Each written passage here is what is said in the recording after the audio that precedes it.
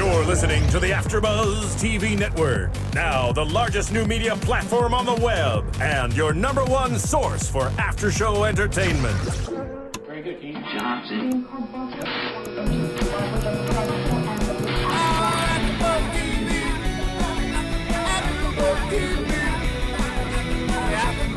From the AFTERBUZZ Studios in Los Angeles, California, presented by Maria Menounos and Bing.com, and streaming live thanks to Akamai Technologies, this is AFTERBUZZ TV's Eureka After Show. We'll break down tonight's episode and get you all the latest news and gossip.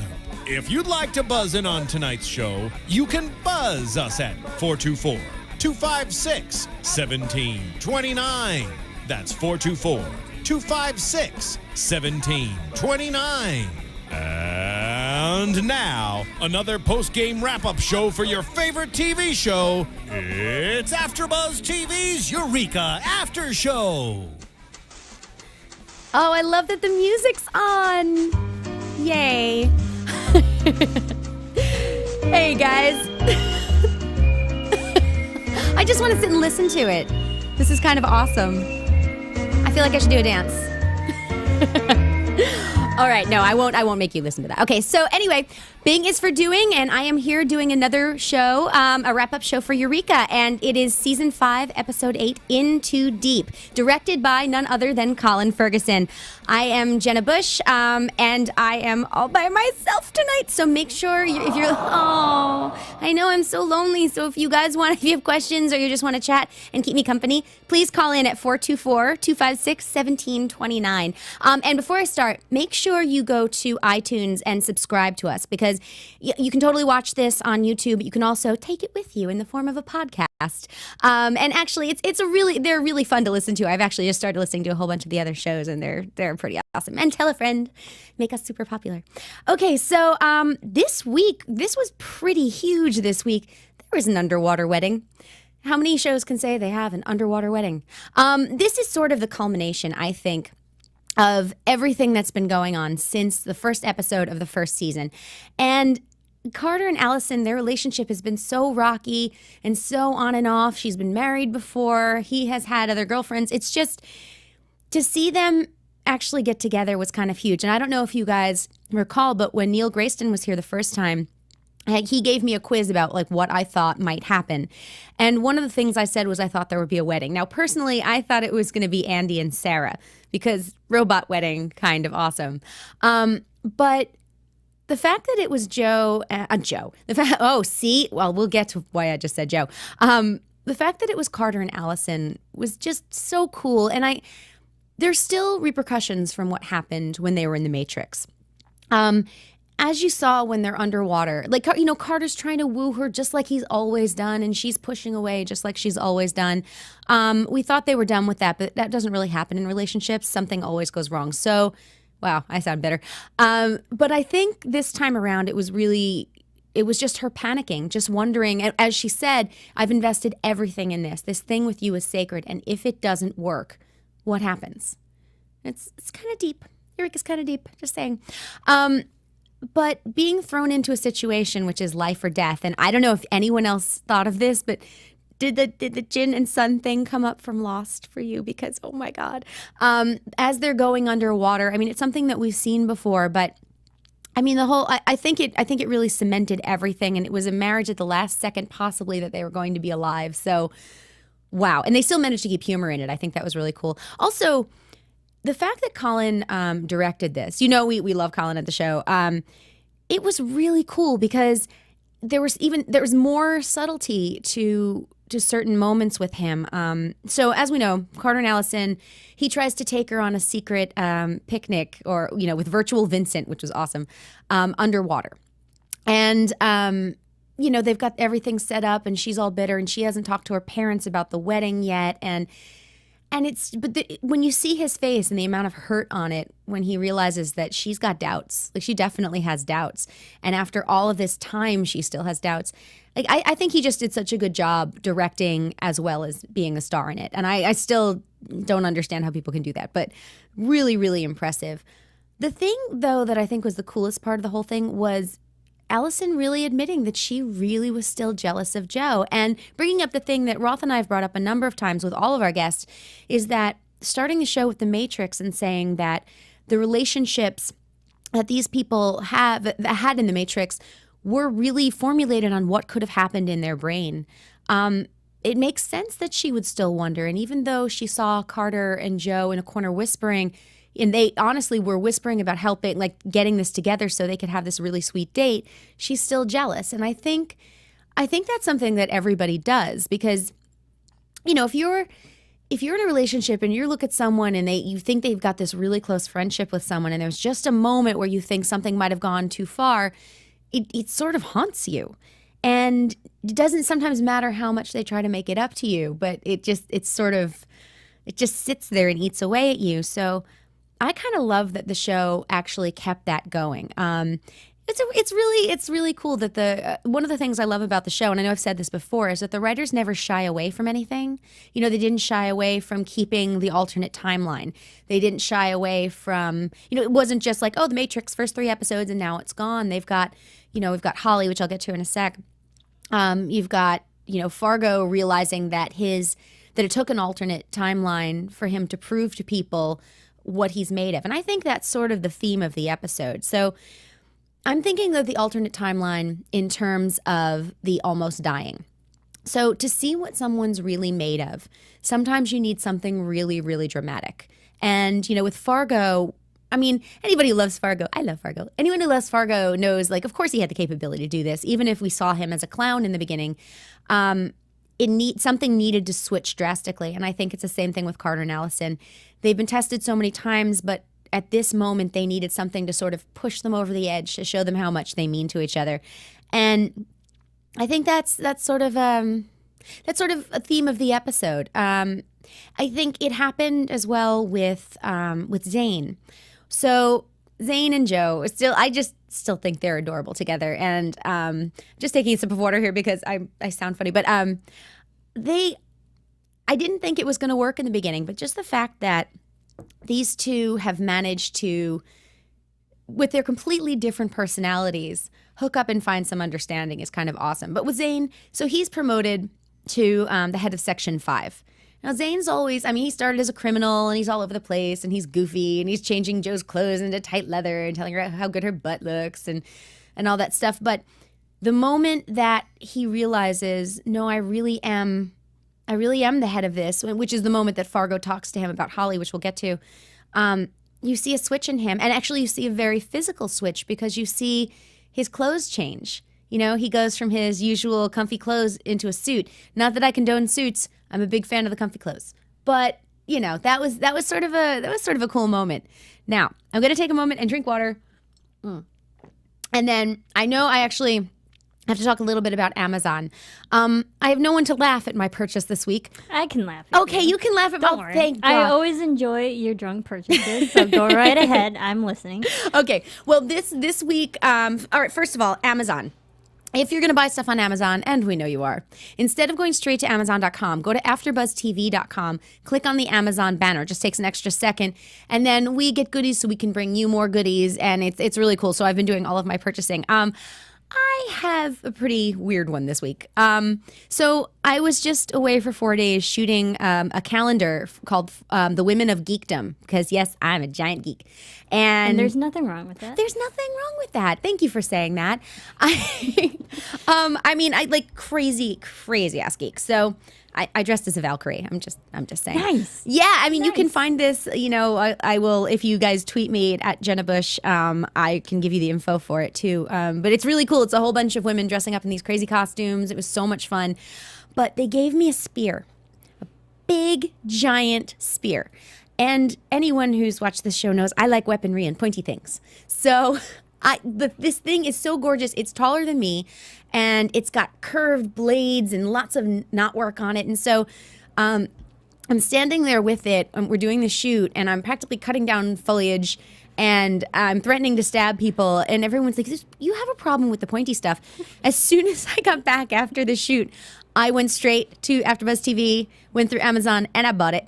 Nice. How about it? That's awesome. See, shit. You couldn't use your Game of Thrones sword that you have?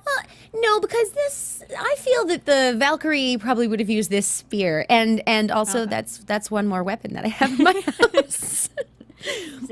Add to your weaponry. Yes, I have pointy things. I have to admit, I was not drunk at the time, but there was a lot of drinking this weekend, if that helps. And then there was also sharp, pointy things. All of us, all the girls, and everybody on the crew, 16 of us, got tattoos after the shoot because it was just such a cool experience of it's a little, you can't probably see it, and if you're listening you definitely can't see it, but it's a USB symbol because we were connected from all over the world. And don't laugh, it's not corny, it's hysterical. No, that's awesome. Thank you. Yeah, I'm very excited. Another geek kind of factoid from you. That's oh pretty my cool. God, I'm such a nerd. I have a USB symbol on my finger. Don't make dirty jokes. I've heard them all. I've gotten so many tweets about plugging in. You just don't.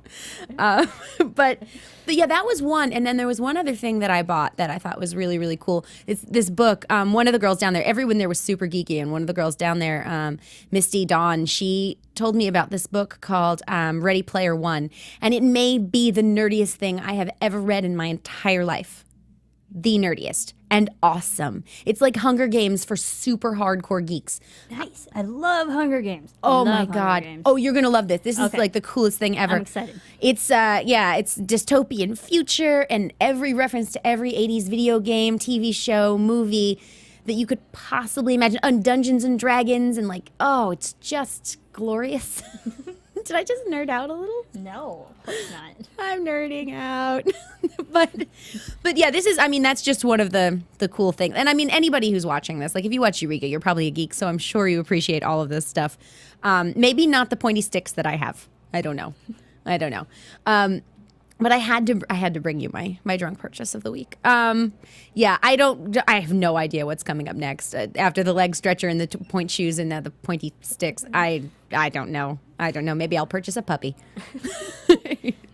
Because I don't have enough animals. Can you buy that on Amazon? Probably not.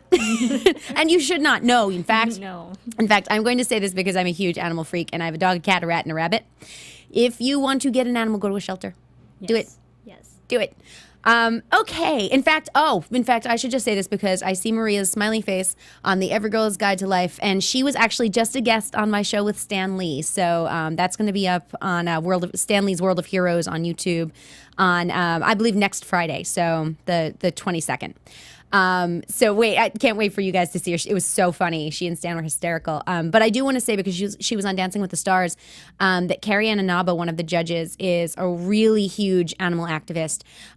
She has this thing called Crib Cats. And it helps get kittens, and mostly with disabilities, get adopted. So just Google Crib Cats and Carrie Ann Inaba, and it's the cutest thing you've ever seen. Exactly. Drinking water. See, there's no pause when it's just me for me to drink water. So there'll be pauses. Okay, so I actually I have to say, I kind of loved the idea of Findment Day, which was sort of an April Fool's joke. And everyone in GD was playing pranks on each other. And some of them were sanctioned by Joe, and some of them were not sanctioned by Joe, and it caused a lot of problems.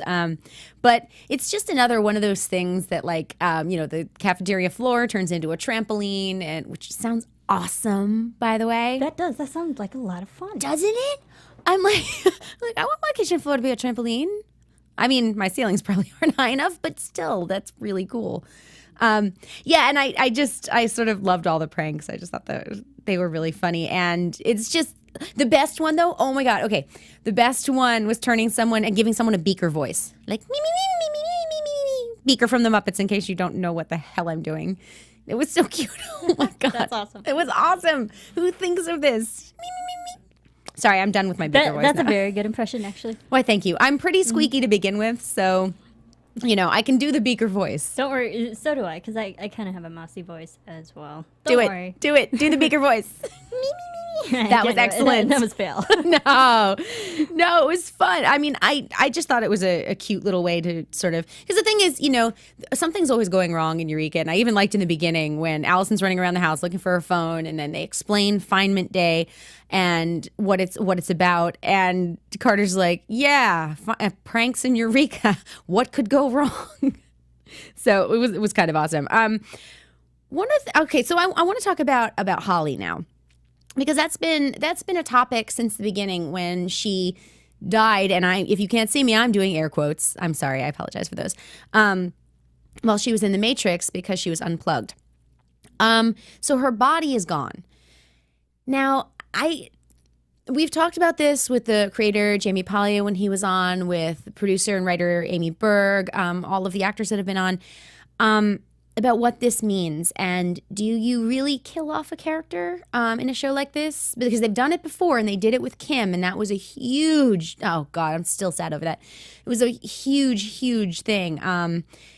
And also, it's Felicia Day. It's very hard to kill Felicia Day. She's too cute. So, but I mean, now she's back, and she's sort of they have her as a hologram this week, and Fargo's living in the house. So in that house, you've got Carter, Allison, Jenna, Kevin, Andy, Sarah, of course, because she's the house, and hologram Holly, and Fargo. Like, it's just, that's an absolutely insane house.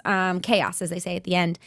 But so they're trying to have fun, and you can see, like, it looks like Fargo is just super, super happy about everything. Until the end, when he mentioned something early on about not being able to keep her, and it turns out Holly's dying again. She's dying within the Matrix. So I know we've predicted before that, like, I've been talking about Girlbot because I just think that would be hysterical. And everyone keeps going to, oh, wow, I wish you were in the writer's room for that. Yeah, so everyone seems to be vetoing me. Other people have talked about, like Jamie talked about, maybe having Holly sacrifice herself for the good of Fargo's health.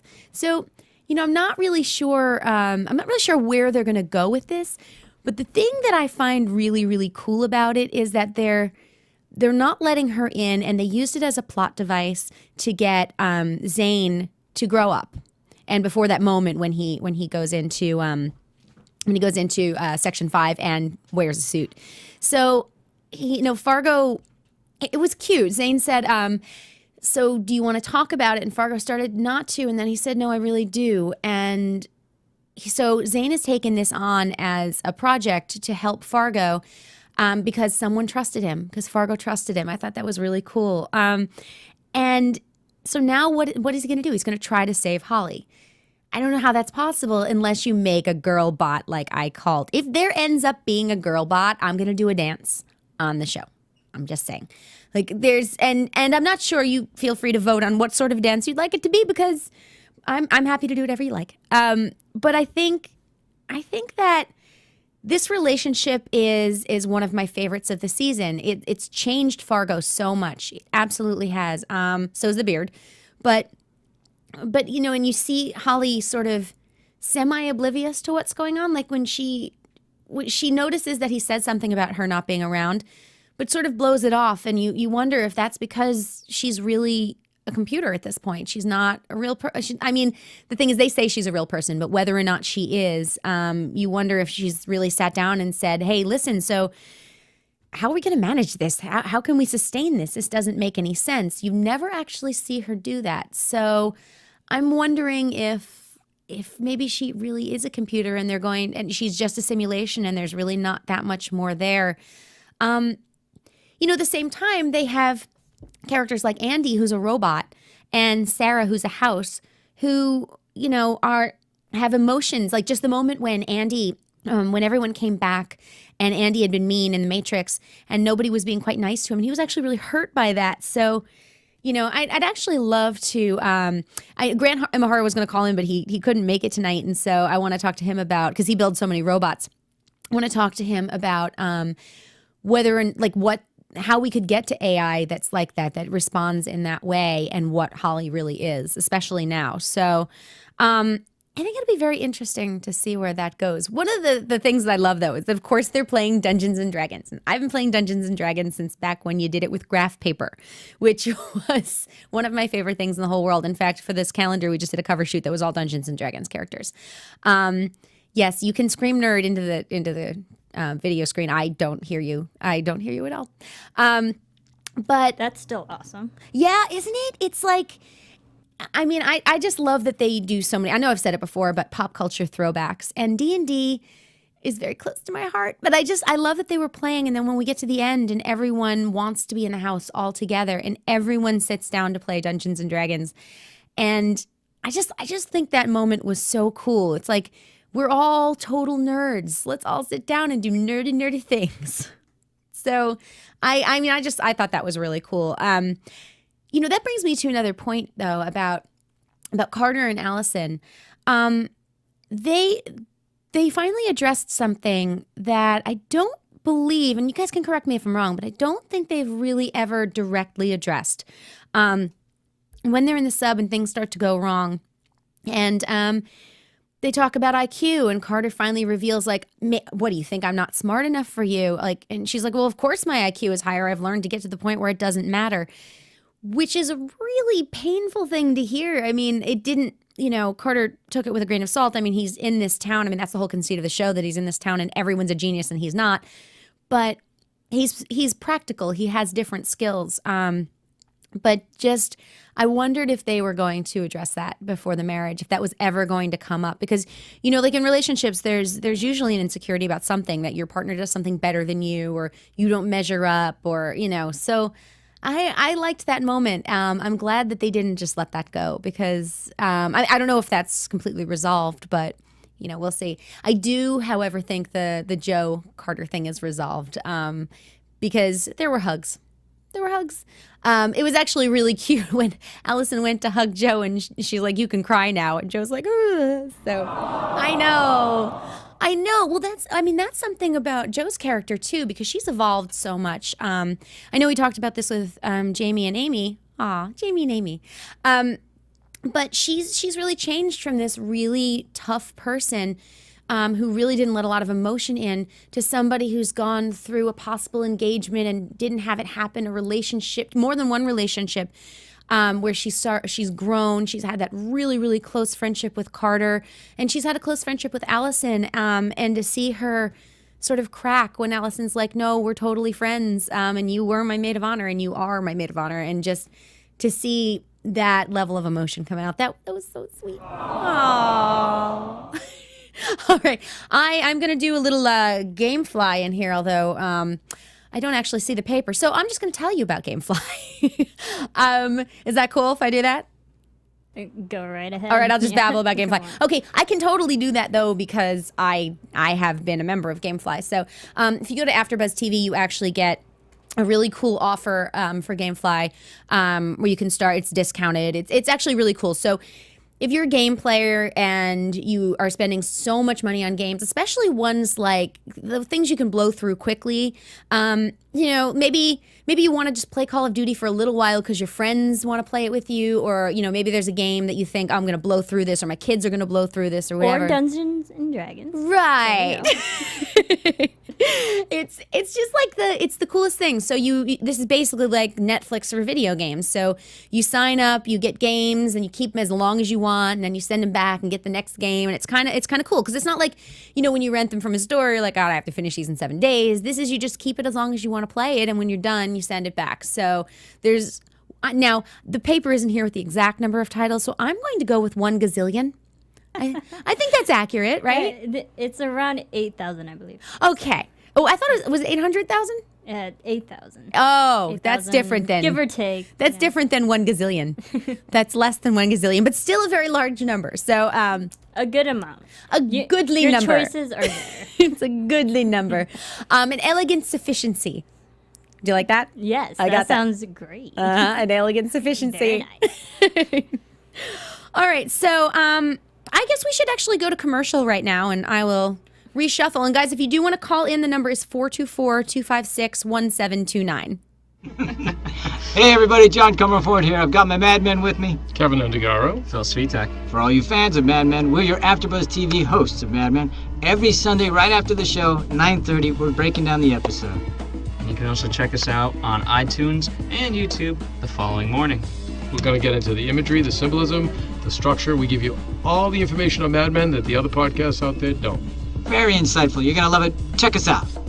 Please. Hey guys, this is the AfterBuzz TV crew for The Real Housewives of New Jersey. Woo! Don't forget to tune in every Monday night at 8 p.m. to see Adrienne Barrow, Deanna Vaughn, Susan Hahn, Giselle Ugardi. Buzz you later! AfterBuzz TV. What do you want to buzz about?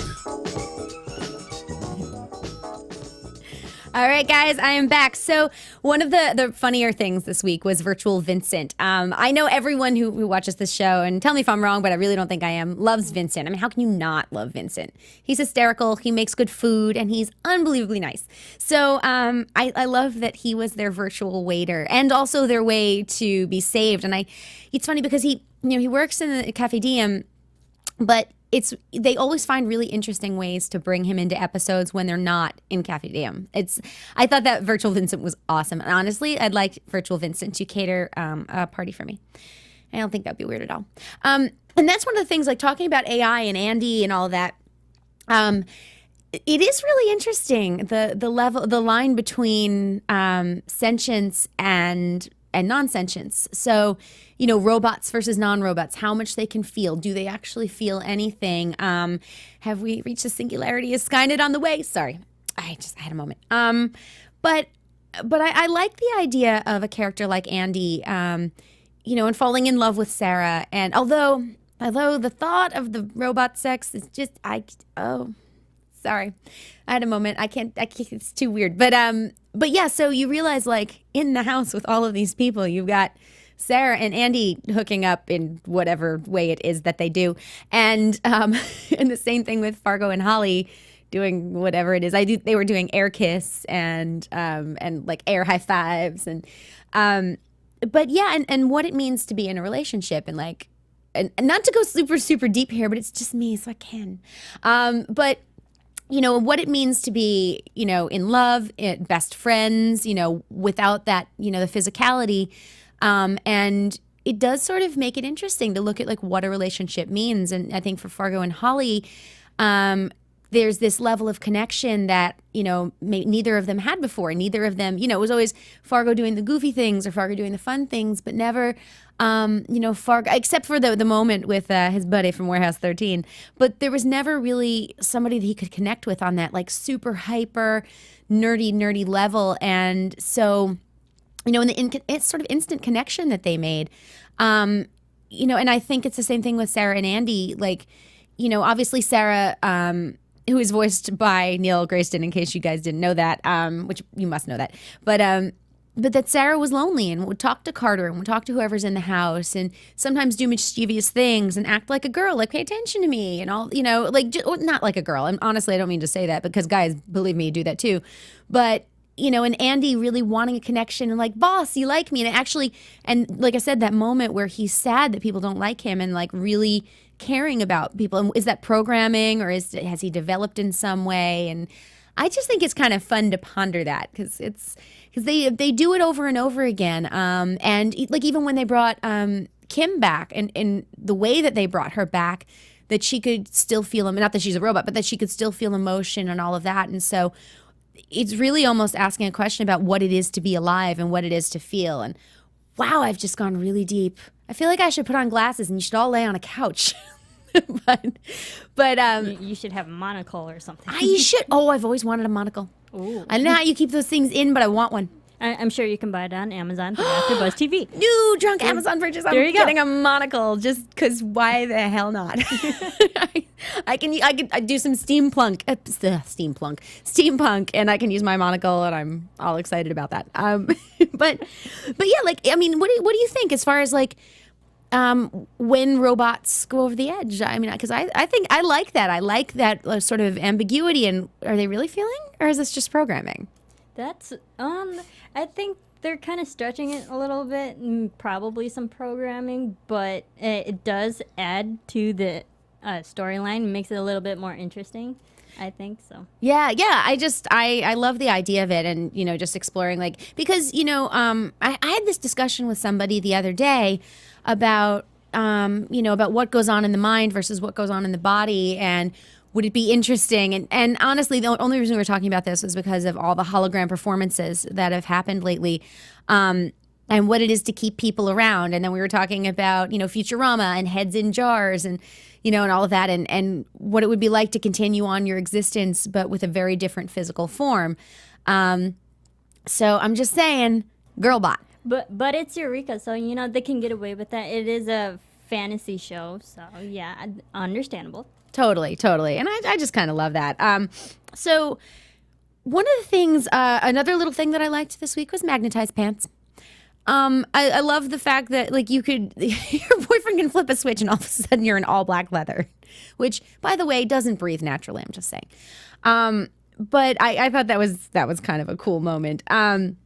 So we didn't see a lot of Henry this week, and Henry and Grace, and they've been speaking, but they've had some rough patches. So I'm really interested to see her return and what that means, because Henry deserves love, especially for the whole Kim thing. I also am really excited to see what happens with Beverly. As you guys know, we had Deborah Ferrantino on last week, who is absolutely amazing. And if you haven't seen the episode, go to the archives and check it out, because really she was absolutely fascinating to talk to. So lovely. And Roth is obsessed with her. So you definitely should go back and check that out. But, I know early on, before we actually started the show, I had spoken to Colin Ferguson during an interview, and he said we'll definitely see more of the senator as well. So, I'd love to see, I hope, Ming Na, if you're watching this, please come on. But I'd love to see what happens there too. So, they're progressing, and as we're counting down the episodes, which is really, really sad, but it's getting closer and closer to comeuppance time. So they've got a lot of stories to wrap up. Like, yes, they've wrapped up Carter and Allison. They may have wrapped up Zane and Joe, or at least they're coming to an understanding. But they have to deal with Fargo and Holly and what's going to happen there. They have to deal with Grace and Henry. I think, from what I know, Zoe will be back for the final episode. And there was a reference to that today when Carter talks about calling her and when she'd be there for the wedding and all of that. So that'll be fun to have her on. And there's a couple of things going on, and they do have that one final show that they got to wrap everything up. And as everyone has said, it's not really an ending so much. It's more of a life goes on in Eureka as it's always done, which I'm honestly really, really excited to see. So, I don't know if I have predictions this week, but if I were a betting girl, and oh yes, which reminds me that Zane and Joe bet on the wedding. But if I were a betting girl, I would say that there may be, and I'm just guessing here, an engagement with Joe and Zane. Ooh, I know. Another one. I think Holly May, just from talking to everyone else, not even though I want the girl bot. I think she may sacrifice herself for him. I think she may wink out of existence in some way. I think Henry and Grace will get back together just because I'm a hopeless romantic and I want it to happen. Aww. And I know at least next week there's going to be an exploding car, because I saw the little preview, the moment of the week. One thing I definitely wanted to mention. As I was watching the show, I noticed the commercial. Yes, I actually watched the commercials. That there is going to be a marathon on SyFy of the show, the Eureka episodes that the fans picked on, I believe is this Sunday. You might want to check your local listings just in case, because I was also cleaning while watching commercials. But I believe it is a marathon. So if you want to catch up with your favorite episodes, see what everyone else voted for as far as favorite episodes, make sure you watch that. I'm totally going to be watching it. If we can talk about it a little bit next week, just see what, what you guys loved and what you loved that's on. There's nothing but love. nothing but love. It's always nice to see the episodes that the actual fans, want to see again. Totally. I bet a lot of them are going to be from season 4. It happened to be extremely strong. I think the whole time travel thing, with James Callis from Battlestar, it was just such a cool storyline, and finding out about the consortium and having Beverly back and finding out more about her story and her motivations. I thought that was really, really cool. In fact, I know that James Callis is going to be back. So I'm not sure what episode it's going to be. I don't know if it's more than one. I don't think so, but I don't know if it's more than one. But he is going to be back too before the end of the season. So there's actually a lot of stuff coming up that I'm really, really excited about.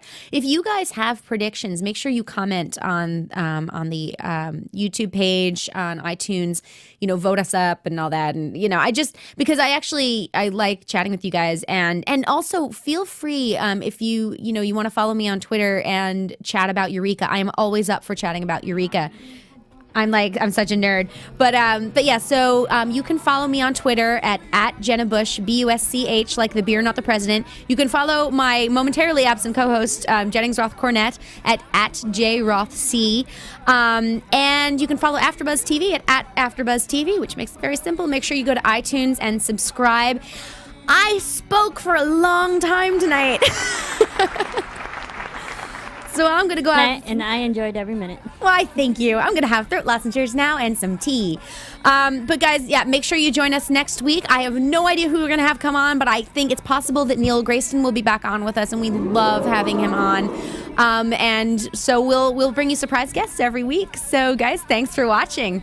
From Bing.com, executive producers Maria Menounos, Kevin Undergaro, Phil Svitek, and the entire AfterBuzz TV staff, we would like to thank you for listening to the AfterBuzz TV network.